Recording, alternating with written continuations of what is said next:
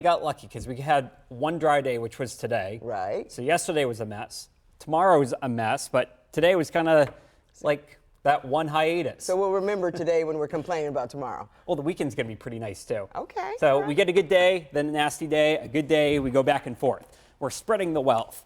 Hey, look at the rainfall totals. Over 6 inches so far for the month of May. Wild when you think about it in that context. And when you look at this right here, you know, the progress on the drought doesn't look like much, but let me show it to you in a different context, okay?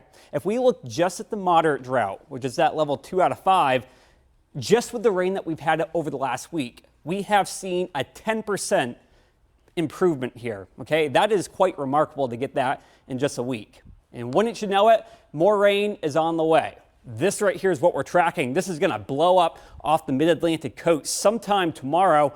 And you know what? A cold front is actually going to help to aid in giving this low some extra energy heading into Friday. And so we're going to have enough atmospheric instability to perhaps provoke a few severe thunderstorms. So right now in Maryland, we are a level 1 out of 5 in the green. So that's not too bad. But the further down to the south you go, things get a little bit worse down there with a level 2 out of 5. Parts of northern Virginia, that's where the threat of tornadoes will be. A couple weeks ago, we did have a tornado here in Baltimore City. I don't think that's the case tomorrow. I think the risk is going to be a little bit farther down to the south. With that being said, still have a safe place tomorrow because we're going to be looking at this happening by the evening commute. Here's the timing. I'm thinking from about 5 p.m. until midnight.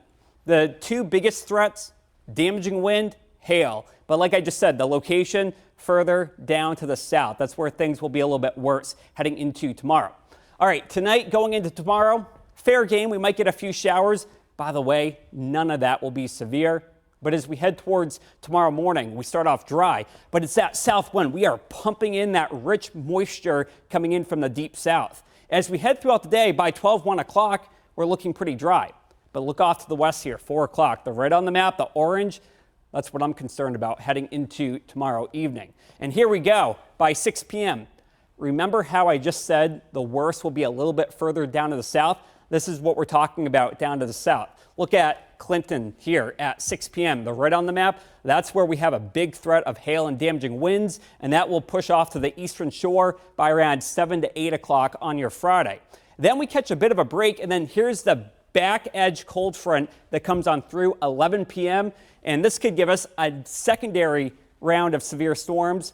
This go around, I'm thinking places like Frederick and Westminster. You guys get hit with strong storms sometime late Friday night. And then we wrap this puppy up going into Saturday morning when we finally get some improvements.